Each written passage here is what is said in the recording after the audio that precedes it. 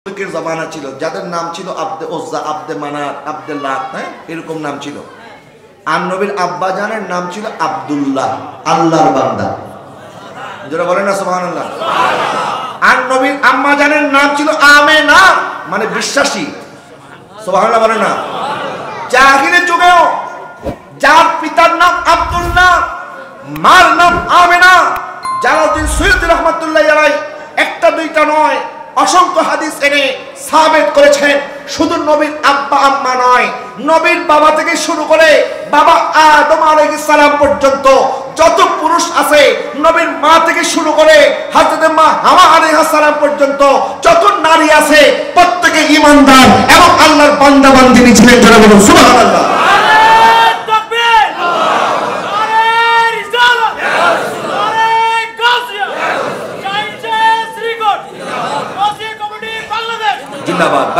আমার শুনেন, আমাদের ইরশাদ করছেন আল্লাহর কাছে এক নম্বর পছন্দের আমল ওয়াক্ত মতো নামাজ পড়া, দুই নম্বর মা বাবার খেদমত করা। ওই সাহাবী আরজ করলেন, হুজুর সুম্মা আইয়ু, এরপরে কোনটা? নবী বললেন সুম্মা জিহাদু ফি সাবিলিল্লাহ, আল্লাহর রাস্তায় জিহাদ করা। তার মানে বোঝা গেল আল্লাহর রাস্তায় জিহাদ করার চাইতো মা বাবার খেদমত করা আল্লাহর পাকের দরবারে বেশি পছন্দ। যারা বলেন না সুবহানাল্লাহ। মা বাবার খেদমত করতে রাজি আছেন না নাই? এটা হাত তুলে বলতে আছেন না নাই? মা বাবাকে কষ্ট দেওয়া যাবে? মা বাবার সাথে জোরে করে কথা বলা যাবে? মা বাবার সাথে অন্যায় করা যাবে? হাত নামান।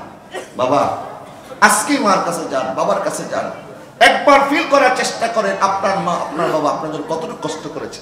আচ্ছা মা বাবাকে আদব কেমনে করব?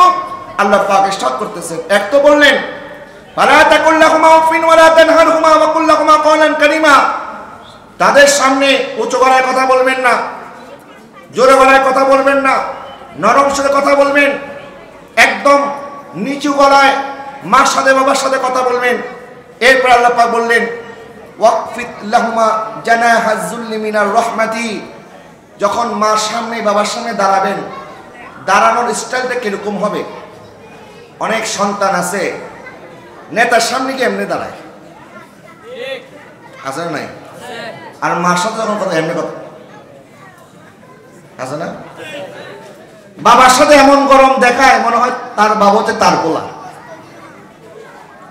আল্লাহ পাক বলতেছেন ওয়াকফিত লাহুমা জানাহাজ যুল্লি মিনার রাহমাতি, একটা পাখি যখন আকাশ থেকে নেমে আসে, আকাশে উড়ার সময় পাখিটা ডানা মেলে উড়েছে, এখন কি ডানা মেলে উড়ে নামার সময় নাকি পাখাটা গুটিয়ে রাখে?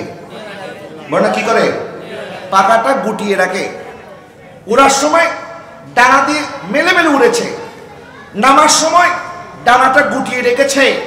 একটা পাখি যেরকম আকাশ থেকে নামার সময় নিচের দিকে তাকিয়ে তার ডানাটা গুটিয়ে রেখেছে, মার সামনে বাবার সামনে মাথা ঝুঁকিয়ে হাতটা গুটিয়ে রাখতে হবে। যারা বলেন না সুবহানাল্লাহ।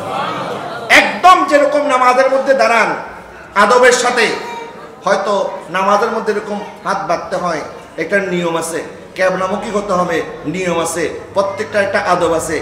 এতটুক নয়, এতটুক না হলেও যতটুক দিয়ে আপনার মাকে বাবাকে আদব প্রদর্শন করা যাবে, যেইভাবে মার সামনে ঝুঁকে দাঁড়ানো হয়।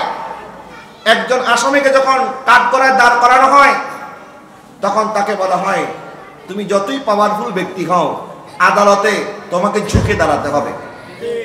কথা বলেন না ঠিক কিনা? ঠিক একজন আসামিকে কাঠগড়ায় দাঁড় করানোর পরে তার যেমন হালত হয়, মা বাবার সামনে আল্লাহ এইভাবে দাঁড়াতে বলেছেন। যারা বলেন না সুবহানাল্লাহ। এরপর আল্লাহ পাক আমাদেরকে দোয়াও শিক্ষা দিয়েছেন, অকুল রব্বির হামহুমা কামা রব্বায়ানি সগীরা, আল্লাহ তুমি আমার মা বাবার প্রতি এমন ভাবে দয়া করো, এমন ভাবে তোমার রুবুবিয়ত, আমার মা বাবার প্রতি তোমার দয়া তোমার করুণা তুমি এমন ভাবে করো, আমার মা বাবা ছোটবেলায় আমার প্রতি যেমন দয়া করেছে। যারা বলেন না সুবহানাল্লাহ। আচ্ছা এখানে একটা শব্দের দিকে আমি আপনাদের দৃষ্টি আকর্ষণ করতেছি, আমাদের রবকে বলেন, আমাদের রবকে, আমাদের দেখভাল করেন কে? আমাদের সবকিছু দায়িত্ব দেখেন কে? আল্লাহ হচ্ছেন রব। আল্লাহ পাক বলছেন ওয়াকুল, তুমি বলো রব্বির হামহুমা, আমার মা বাবার প্রতি তুমি দয়া করো, তুমি রব। যেভাবে রাব্বায়ানি, আমার মা বাবা আমার প্রতি দয়া করেছে, আল্লাহর রব, আল্লাহর রবের কথা আল্লাহ যে শব্দে বলেছে, মা বাবার রবের কথা, মা বাবা আমাদের খালেক রব নয়, মা বাবা আমাদের মালিক রব নয়, মা বাবা আমাদের আসল হাকিকি রব নয়, কিন্তু আল্লাহ নিজেকে রব বলেছে। আর এখানেও বলতেছে আল্লাহ আমার মা বাবা আমাকে যেভাবে ছোটবেলায় লালন পালন করেছে তুমিও সেইভাবে লালন পালন করো। লালন পালন কর্তা তো আল্লাহ, বলে লালন পালন কর্তা কে? তা আল্লাহ লালন পালন কর্তা, মা বাবা লালন পালন করেছে, কিন্তু পার্থক্য আছে না নাই? আছে। লালন পালন শব্দ একটা, এই একটা শব্দ দিয়ে আল্লাহ পাক নিজের রুবুবিয়ত প্রকাশ করেছে, মা বাবার কথাও বলে দিয়েছে। দেখো মা বাবা কোন মকামে আছে, মা বাবাকে কোন মর্তবায় তোমাকে রাখতে হবে। আল্লাহ রাসূলের পরে দুনিয়ার মধ্যে সবচেয়ে বেশি আমাদের উত্তম আচরণ পাওয়ার হকদার হচ্ছেন আমাদের মা বাবা। কথা বলে না ঠিক কিনা? এই জন্য আমি অনুরোধ করবো, লম্বা হয়ে গেছে অনেক কথা, আর অনেক কথা বলার ছিল, কিন্তু হয়তোবা সময়ের কারণে বলতে পারবো না। আমি আপনাদেরকে মধ্যে আরজ করব, আমার নওজোয়ান ভাইয়েরা, আমার ছোট্ট ছোট্ট মাসুম বাচ্চারা যারা এখনো মা বাবার সাথে অন্যায় কথা বলেন, মা বাবাকে কষ্ট দিয়ে কথা বলেন, আল্লাহর রাস্তায় আজকে থেকে আর কষ্ট দিবেন না।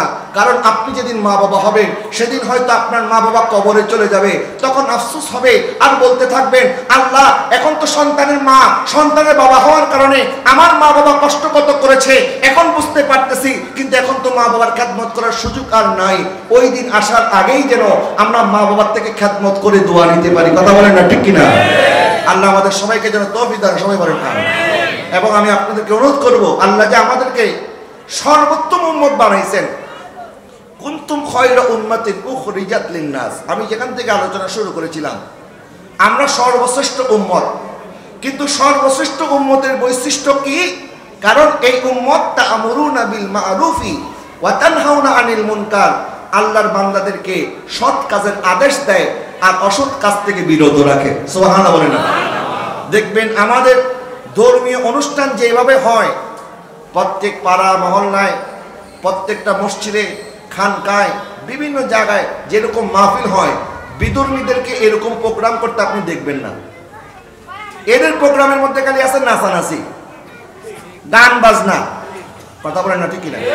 আমি কোনো ধর্মকে ছোট করে বলতেছি না, হ্যাঁ তারা ইনডোর প্রোগ্রাম করে, তাদের ধর্মীয় নেতা যারা তারাও তাদেরকে নসিহত করে তাদের ভাষায়, কিন্তু ইসলামের মধ্যে আমাদের উম্মতে মুহাম্মদের ভিতরে যেভাবে ওলামায়ে কেরাম, দ্বীনের দায়ীগণ, দ্বীনের প্রতি জজবা রেখে যেভাবে শাহজালাল ইয়ামান থেকে চলে এসেছে বাংলাদেশ, শাহপরা নিয়ামনি 360 আউলিয়া, আমার হুজুর কেবলা সৈয়দ আহমদ শাহ শ্রীকুটের পাহাড়ের উপর থেকে চলে এসেছেন চট্টগ্রামের জমিনে জামিয়া আহমদিয়া সুন্নিয়া প্রতিষ্ঠা করার জন্য।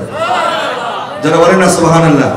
আজকে এই একটা জামিয়া আমাদের সকল বাংলাদেশের সুন্নি মুসলমানদের উপরে এহসান হয়েছে, আমরা জায়গায় জায়গায় আলেম সাপ্লাই দিতে পারতেছি এই জামিয়া হওয়ার কারণে। না হয় সাপ্লাই বন্ধ হয়ে গিয়েছিল, মসজিদগুলির মধ্যে এজিদি ইমাম চলে এসেছিল, আর সেখান থেকে এজিদি ইমামদেরকে হটিয়ে হোসাইনি মুসলমানকে মিম্বারের মধ্যে বসার সুযোগ করে দিয়েছে আমার হুজুর কেবলা সৈয়দ আহমদ শাহ শ্রীকুটি, আল্লামা সৈয়দ তৈয়ব শাহ, আল্লামা সৈয়দ তাহের শাহ, পীরে বাংলা সাহেবের শাহ। কথা বলে না ঠিক কিনা? প্রত্যেক হক দরবারের খেদমত আছে, এটা অস্বীকার করা যাবে? এই দেশে সৈয়দ আহমদ শাহ শ্রীকুটি হুজুর কেবলা আসার আগেও এই দেশে সুন্নিয়ত ছিল কি ছিল না? ছিল। এই দেশে সুন্নিয়ত ছিল, সুন্নি পীর মাশায়েখ ছিল, সুন্নি দরবার ছিল, কিন্তু পাড়া মহল্লায়, এলাকায় এলাকায়, মসজিদে মসজিদে একজন সুন্নি আলেম দেওয়ার মতো জামিয়া ছিল না। কথা বলে না ঠিক কিনা? সেই অভাবটা পূরণ করে দিয়েছেন আল্লামা সৈয়দ আহমদ শাহ শ্রীকুটি। কথা বলেন ঠিক কিনা? তো এই জন্য হুজুর কাবিলা আলমগণ আমাদেরকে যখন যেটা আমাদের প্রয়োজন, আমাদের ওই সময়ের তাকাজা অনুযায়ী, সময়ের চাহিদা অনুযায়ী আমাদেরকে সেই কর্মসূচি দিয়েছেন। এটার মধ্যে একটি গুরুত্বপূর্ণ কর্মসূচি দাওয়াতুল খায়ের, মসজিদে মসজিদে দাওয়াতি কাজ করা।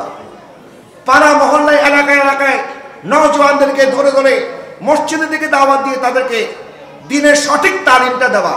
কারণ এখন অনেকে আছে বৃদ্ধ হয়ে গেছে, অনেকে চাকরিজীবী।